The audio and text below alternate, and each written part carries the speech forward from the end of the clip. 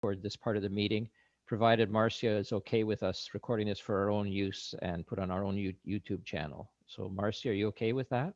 Absolutely fine. Thank you. Okay, great. Okay, so here we go. Leanne will introduce our main speaker this morning. Okay, fellow Rotarians, good morning again. I'm excited to introduce you to my friend, Marcia, among other things. Marcia is a mother, a local realtor with the Chris Keller team. She's a singer, an amazing singer, with the band Motown Marley and a member of the Unity Collective of Collingwood. She's a Jamaican Canadian whose parents stood up to racism in the early 60s. She sees the changes that Collingwood is undergoing firsthand in her real estate business and believes that this town will embrace its new neighbors and celebrate all cultures. So I just think that Marcia is a bright light and that she has amazing energy, and we get to share a bit of that this morning. So welcome, Marcia. Thank you. Thank you. You know, first, I just wanted to say thank you for having me here. This is very, very new to me. There've been a lot of changes in the last year in Collingwood and in the world. You might have noticed. we have formed the town, given all the changes that have happened. And I'll go back and forth here, but basically, with all the changes that are happening, the town came to us, a collective of dedicated citizens, and asked us basically to be almost like an advisory committee to the town. And we was named the Unity Collective. It is a collective of dedicated citizens, neighbors, advocates, and supporters who are committed to taking action to promote unity in our town. Okay, the collective formed after the events of last year, after the murder of George Floyd, after the protests that erupted around the world, and especially for me, the ones in Collingwood that were pretty incredible in this town. We had 2,000 people marching the streets peacefully, making signs, thoughtfully making signs. Some of them even called me to say, what do you think? Is this appropriate? Probably not realizing that at that point, this journey was just beginning for me and I didn't have a clue. I had to call my cousins in Jamaica and go, is this appropriate? I don't know. So it's been a journey in the last year. And for me, it all started with a Confederate flag. I saw a Facebook post with a petition started by Abigail Hitchens about a Confederate flag flying on 9th Street. Well, that had great meaning to me, especially because I live at the corner of Maple and 7th and had never even noticed it. Hadn't been down that street. But boy, when I turned that corner after seeing that petition, it stuck out like something else. So at that point, I had to make the decision to sign that petition and put it out there and bring attention to the fact that there were things in Collingwood that we didn't really see, that buried under all the skiing and the restaurants and, you know, all the fun and the outdoor activity, there were still things here that we need to address. So we started this journey. We went to the town, we did a deputation to the town, and the whole thing was, this is a Confederate flag, this is under hate speech. It is like a swastika to anybody that's affected by it. And you know what? The town really rallied. They, unfortunately, the municipalities don't have the power to have those flags taken down, but they are working on it. So they have gone all the way to the federal government at this point to try to change the hate speech laws so that they can have some control over these things. The good news is that the flag is down for now. It's gone down before, but for now it's down, which is great. And then after that, all of a sudden comes George Floyd, comes COVID, comes all kinds of craziness. It's been a year, folks. I don't know if the rest of you have had the year, but it has been a year. So we have these incredible protests through our town, and I can tell you that I was stunned on the first one when I turned the corner. Well, first of all, I had to decide, okay, there's a protest. I happen to be Jamaican Canadian. I have already raised my voice about the Confederate flag. I better go. And I expected to see maybe 50, 100 people, and I turned the corner. And by the end of it, this is the Black Lives Matter protest put on by high school students. There was over 2,000 people marching the streets peacefully, calling for change. And it was an incredible sight. We had 2 in a week, as you know, and I'm sure some of you were there, but it was something to see. So this town spoke. This town spoke that they wanted change. The town then came to us after that because, you have these wonderful, great big protests and everybody's fired up. And I really believe this whole thing was a gift of COVID in a way, because people had to watch. When George Floyd happened, he wasn't the first. There have been a series of them. But we were trapped. We were staring at our TVs, and that's all we could see. And people realized there was a problem. So this town, which is not the most diverse, but it is changing. It is changing rapidly. This town rallied. They marched through the streets peacefully. It was incredible. But then what? What happens? You have all of this excitement and this everybody's like, we're going to make change, and then things tend to die off. But the town did not let it die off.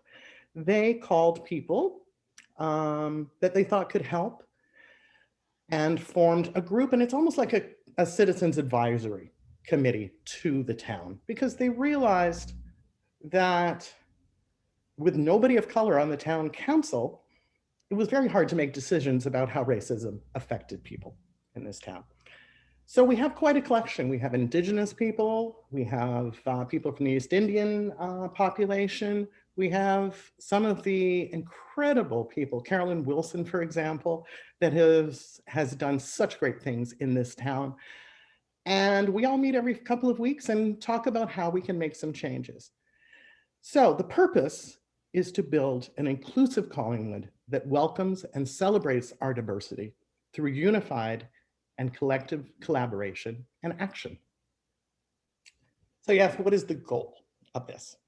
We have a shared vision of realizing a Collingwood that is free of barriers to inclusion, reflects our full diversity, and is a place where all feel a sense of belonging. Everyone deserves a seat at the table. Every person in our town and region should feel a sense of belonging, and the Unity Collective believes that we need to continually build, promote, celebrate together our desire to be an inclusive community. Now, as a real estate agent, I can tell you that this town is changing.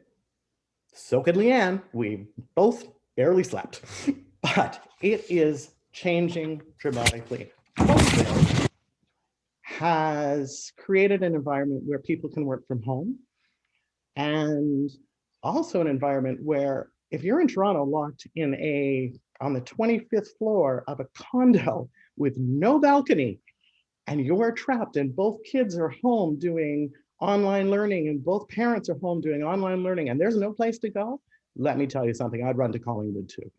This is we have weathered COVID certainly far better than somebody who lives in this city. So what I've seen happening is that people are desperately trying to get their families to a perceived safer environment. They have been flooding up here. We went into lockdown in March. By June, it started to get a little bit crazy, and it has not stopped. Leanne, how are the bags under your eyes? Are you doing okay? Exactly. It has not stopped. But what that means, folks, is that we are going to see all cultures coming in here. There's a dramatic change. And I think it's a change that provides richness to this community. And I really believe it will be embraced, because what I saw at those marches was a town recognizing that there were problems. And the marches, yes, were more about the states, but we still have racism here in a different form, in a more subtle form, I think. And now the next step has been taken to form this group and to try and advise and create, we're trying to create telling stories about people that come to this town, telling stories about different cultures. You'll probably see some photographic exhibits start to show up around the town. And if COVID would give us a break for just end, please, I think the next thing you're going to see, hopefully, we are talking about a world food and music festival hitting Collingwood. Now, can you imagine all those the beautiful music and the cultures and the food, the music that will happen. So hopefully look for that back in, not this summer, but next summer. But how I found myself here, sorry, I'm rambling a bit because this is not what I do, but for Leanne. So Leanne mentioned that my parents fought racism back in the 60s.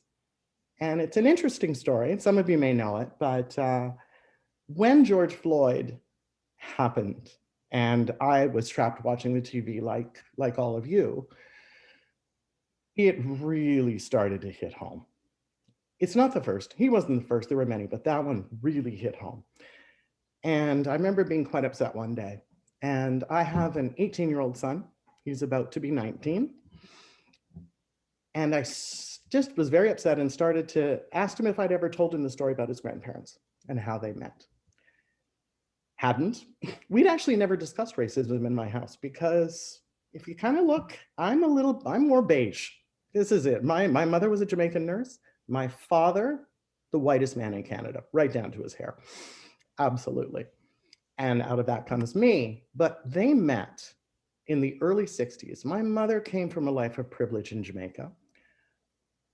And Jamaica really doesn't have racism. It has class differences, but it really doesn't have racism. So I can imagine the shock it was to her when she came up and told me that, you know, she would go for an apartment and speak on the phone and it was available. And then she would get to the door and, oh, I'm sorry, it's just rented. Happened over and over again. Probably took her a while to figure out what was happening.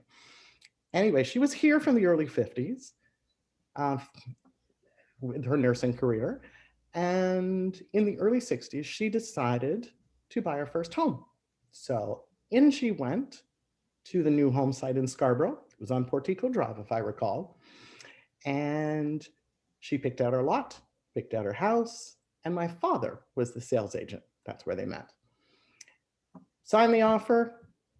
He took the offer to the builder, and during the presentation, said to the builder, "This is a very well-qualified Jamaican nurse." And the builder, early 60s, passed the offer back across the table and said, "No, I am not selling to anybody of color, Jamaican, whatever, who knows?" But he would not sell to her. So my father was not happy at all, went back and told my mother exactly what the builder had said. And my mother, not being one to lay down, decided to take the builder to the Human Rights Council because she said, that's not right. And my father testified for her. They won.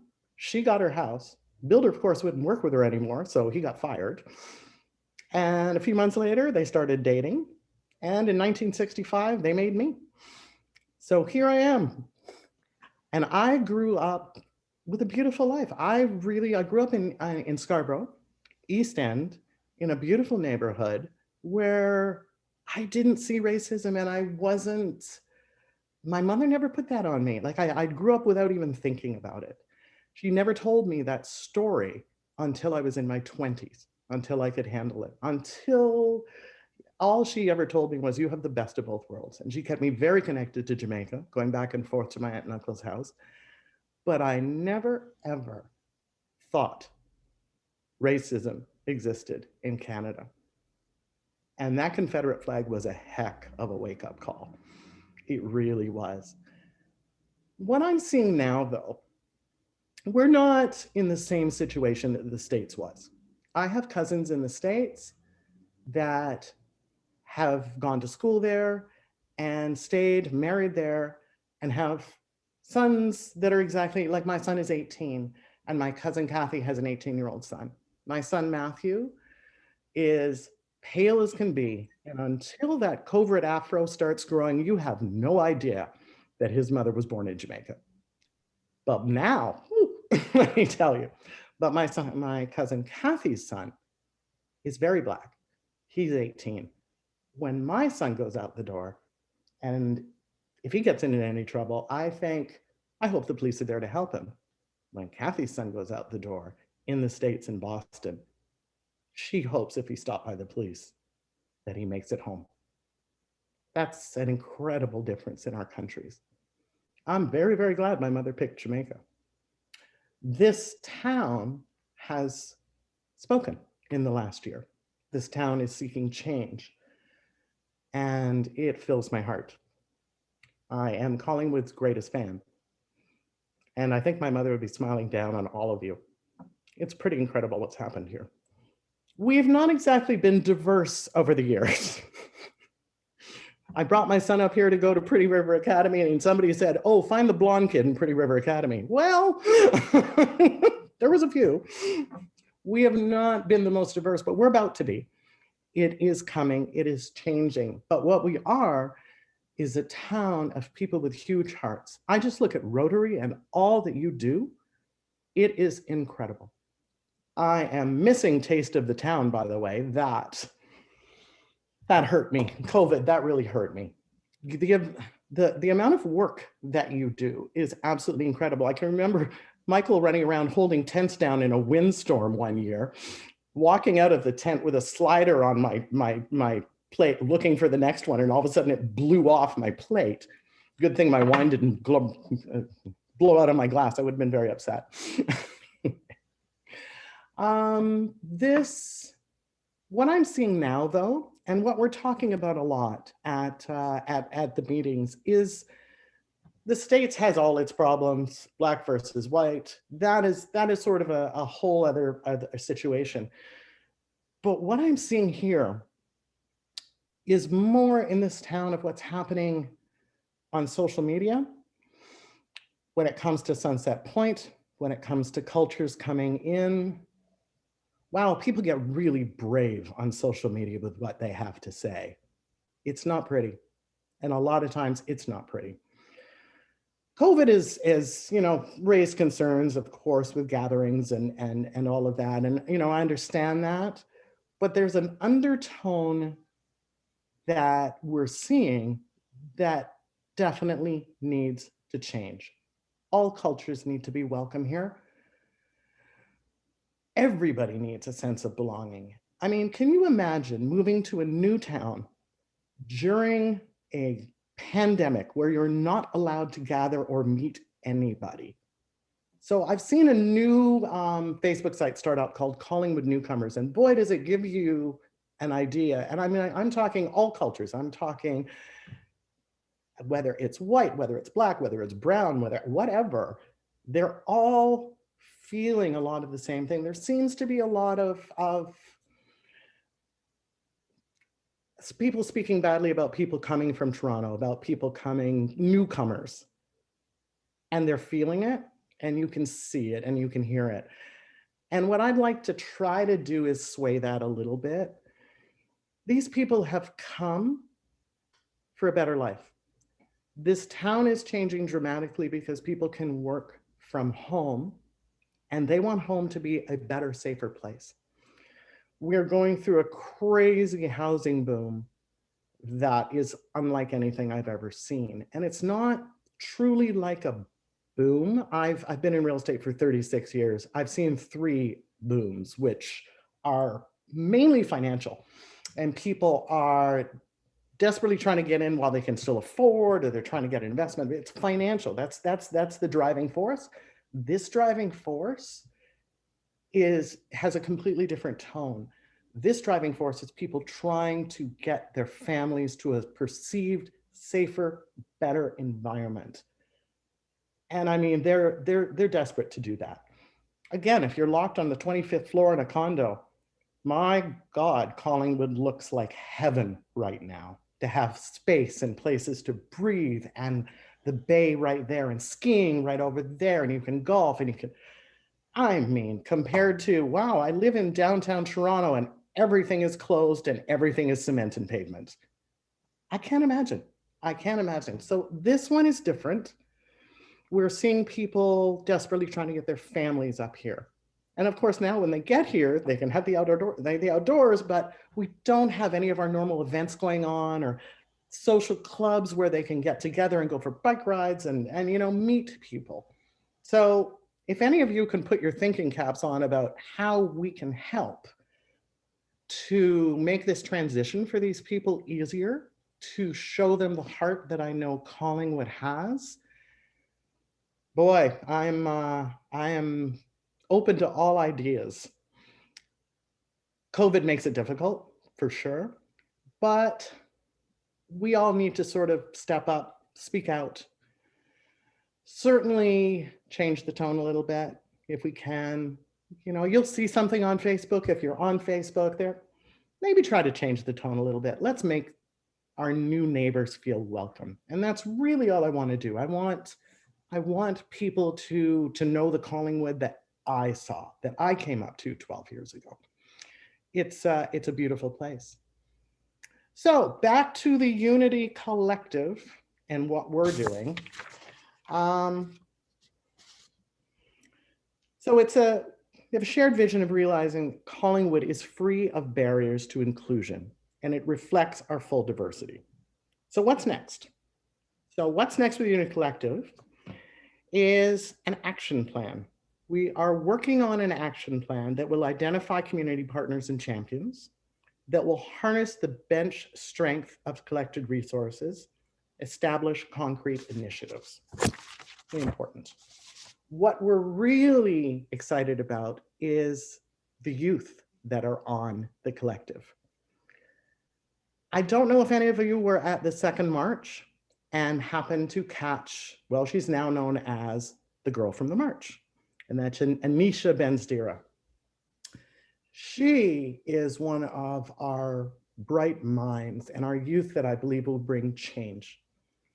An absolutely incredible, I think 18-year-old, 17-year-old, who is on a path.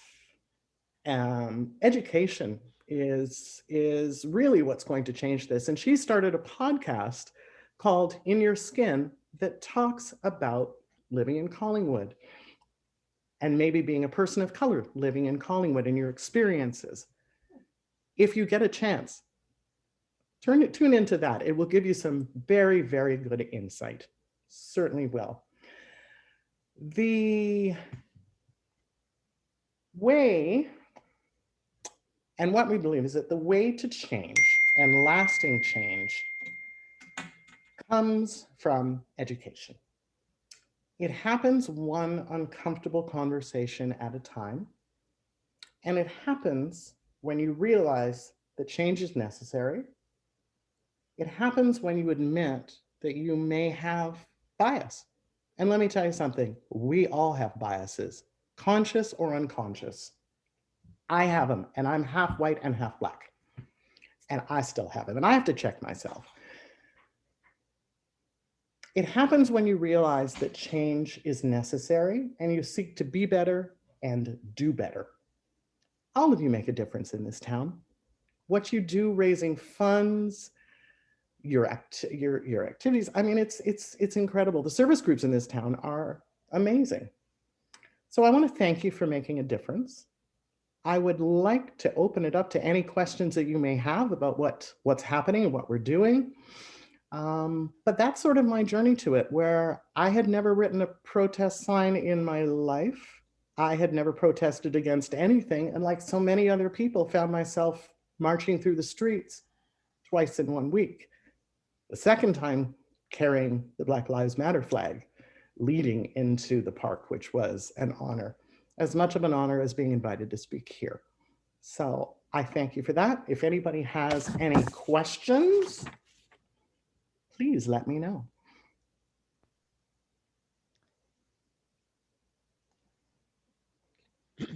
Okay, Heather.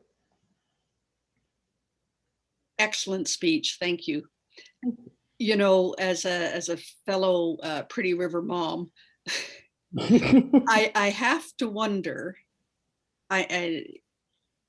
from your perspective, how much of, and it's a bit of a moot point, but I think there's a combination of, as you said, very subtle and but present racism, but it's also classism. And I think that is as big a player as color when it comes to a community like Collingwood, where it may not be the majority, but the visible component of the community it comes from a place of great privilege. And I think that's the other part of the battle is not just color, but class isn't the right word, but economic disparity and the perceptions that are involved with that. Yeah, no, I absolutely hear you. And it's very true, because right now we're getting into a situation as well where housing prices are going so far out of control. It's not us, folks. Don't shoot the messenger. But they're spinning so far out of control, and it's just a factor of supply and demand, that the people are desperate to get here and they'll pay whatever to keep their families safe. That's a difference between the regular boom and this. But we're going to have a heck of a time. And can you hear me? Yeah, okay. We're going to have a heck of a time with everybody coming up, because this is the town they want to come to, because they're used to it with the ski hills, the private ski clubs, the good restaurants and everything. Not every northern town in Ontario is the first place that people from downtown Toronto are going to run to. But again, you've got people with means flooding in, raising the housing prices, and a lot of it, they're like, well, there's wonderful restaurants in Collingwood. Well, here's a problem. Who is going to be able to afford to live in this town to serve your food in that restaurant? Who is going to be able to afford to live here to be in the service industry? So that's a whole other topic. But as well, those people need to be welcomed as well too. And you're quite right. COVID has widened the gap of economic disparity. Absolutely. What I saw from a real estate perspective was that in the summer, in my opinion anyway, it started, this run on houses and run on boom started at the top and worked its way down. It seemed to be that the $2 million properties that were sitting on the market for a year or two suddenly with space, when it had space, were being snapped up in multiple offers. It wasn't the townhouses in the lower end one that started first. It was way up here. And it was quite a shock. I mean, it's like, that's not normal. And we're all going through this pandemic, just being hit left, right, and center, wondering what's going to happen next. But that was a really interesting thing, leading to your point, that those with means, those that had available cash, didn't have to worry about selling a house or anything, were the first ones that were able to either come up, maybe to their chalets, or buy something newer or what have you, that flooded up first. But again, it causes that economic disparity. I don't know how anybody's going to be able to live here and work in a regular job if they don't already own property. The Malibu of the North, I guess that's what's happening. So, any other questions? Yeah, I'm just looking to see if anyone else has their hand up, Mars. Apparently I'm supposed to be leading this Q&A. Ooh, awesome. Love when I have people. So looks like Lauren has his hand up. Lauren, would you like to ask a question, please? Sure. Hi, Marcia. Hi, Lauren. I'm just wondering if you've ever had occasion to meet that character who lives in the house on 9th Street, the one who had the Confederate flag. And if you had any sense of what was driving him. I know a little bit about it, and I mean, I just came to the conclusion the guy was more of a loon than a racist, but I guess you can be both. Mhm. I just wondered if you'd had any sort of interaction with him to get a sense of what you thought was driving him. Yeah, no, actually, I have not. I thought about it. I drove by the house and I saw do not trespass, do not this, sign that, and the other. And I thought, you know what? Probably not the best plan I've ever had. So I've not. But, and you know what? Deep down, I don't know. He claims, and he's just one of many, by the way. I know of at least 3 and possibly 4 that are up there, and a few Trump flags that I experienced during one of the second march on the back of a truck, trying to disrupt. The gentleman says that he is a Civil War reenactor, and that this is all part of history, and that's all well and good. And maybe that is where he's coming from. Again, for me, that's really not the issue, whether he is a racist or whether he is a historian. The fact is that flag. Oh, of course. Yeah. I mean, Well, I have a World War II activist and flying a Nazi flag still. I did knock on his door, and Did you? It was not a productive conversation. I've heard that. No, not a productive conversation at all. What I would love to have, but no. So what's happened is that the town has to go through Federation of Municipalities. There's all kinds of organizations, but they're basically gathering together with other municipalities, and they have taken this issue because they need to change the hate speech laws, and they have taken this issue right up to the top, to the federal government. So I'm sitting here with a letter from Justin Trudeau or his secretary, doesn't matter, whatever. But they're going through the process and moving up the ladder. And it's a really tough battle, but we need to change the hate speech laws because right now the freedom of charters and rights and protect people that are flying Confederate flags. Like, that's okay. Can't leave an open house sign up overnight, but that's okay. But it's just the municipal laws. Sorry, was that my inside voice? Oops. So that seems to be the thing. There was a conversation, not with him, but Dean Culver, who basically put together the Unity Collective, and he works at the town. He wrote, after all of this was going on and George Floyd and the marches and everything, and the Confederate flag, he wrote a report that said, basically, we need to do something. And then that's where the Unity Collective came out of. And they approached different citizens to do it. Dean had a conversation with another gentleman who was flying the Confederate flag down on Beechwood Road. And he seemed to make a little bit of headway because they both did come down, but they've been down before and then go back up. I mean, there's still a sticker on the 9th Street one of the Confederate flag in the front. Actually, I had to applaud him at one point because the town sort of, I think the police convinced him to take it down. And then he put up the Mississippi flag that had the Confederate flag in the corner. I was like, oh, that's checkmate. That was great. So he's not dumb. But that was the first thing for me is like that. There is no way in my beautiful town that Confederate flags are going to fly. First of all, I couldn't believe it happened. And second of all, I just couldn't believe because my encounters with citizens here have been nothing but beautiful.